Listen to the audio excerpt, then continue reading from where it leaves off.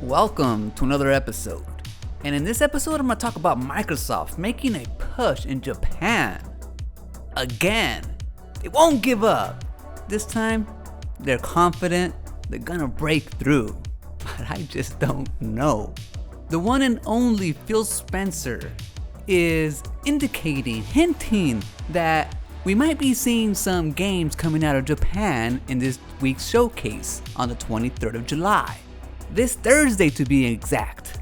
And to tell you the truth, Japanese games weren't even on my radar. I know, what kind of gamer am I? I totally forgot about the Japanese market when it comes to Xbox. And you must forgive me because obviously Xbox has fucked up in Japan, man. Now, I don't know what type of games to expect coming from Japan on the Xbox Series X. But Phil Spencer said he's been working hard. And I quote, "Our Xbox team in Japan is working very hard to rebuild relationships. We know players around the world are clamoring for amazing games from the best creators around the planet.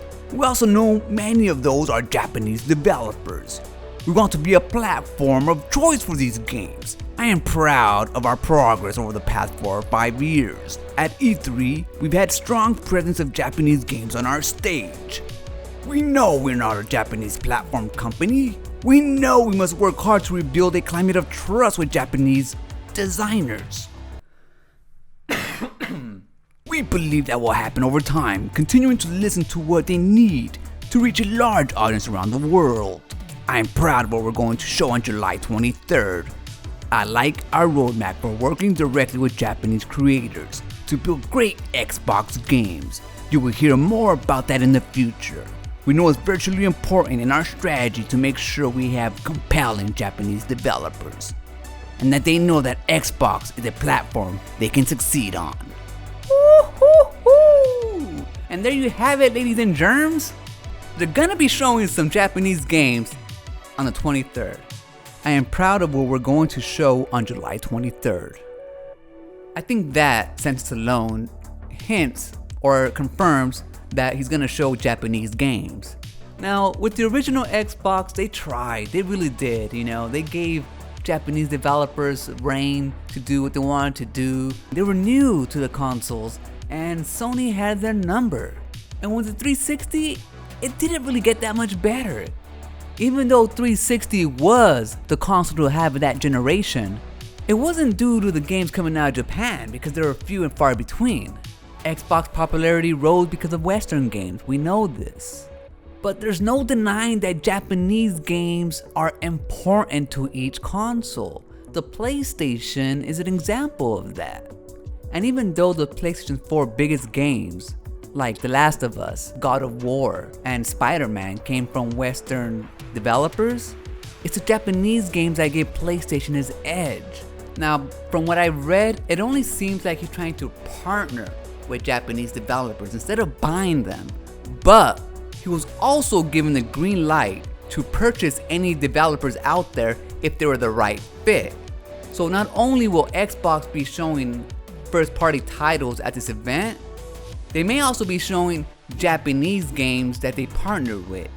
And not only that, if they found the right studio, they might be even announcing that they have purchased a Japanese studio because after all, they want a presence in Japan this time. At least that's what it sounds like. Now, of course, I know we've been there before, guys. We've been there for a long, long time and it hasn't worked out. So I have no illusions that it's gonna work out this time. But to tell you the truth, I really don't care. I forgot about the Japanese market when it came to Xbox games. I totally did. It wasn't even on my mind. So any games that they do develop from now until then, and if they continue to flourish even more, then it's all gravy, guys. And the thing is, I love Japanese games sprinkled all around. Like Katamari Damacy on the PlayStation 2, that shit was genius. Choo Choo Rocket on the Sega Saturn, oh my god. Not to mention all the Nintendo games. But what really has me excited is that we might just be able to find some new and unique experiences out there. And Microsoft lately has been making a push to create bonds with Japanese developers, at least the big ones. Capcom, Sega, finally announcing all these Yakuza games, especially putting them on Game Pass, that's pretty awesome too. Even though I love a lot of these AAA and AA games from these big ass developers, I'm more intrigued by the smaller studios and the stuff that they come up with, because most of their games are always ingenious little ideas that think outside the box, and sometimes I get tired of the mainstream games and I want a little bit of stuff to break up the monotony. So I appreciate that, and if any more games come to Xbox, then that's awesome for me. Just gravy on top of gravy.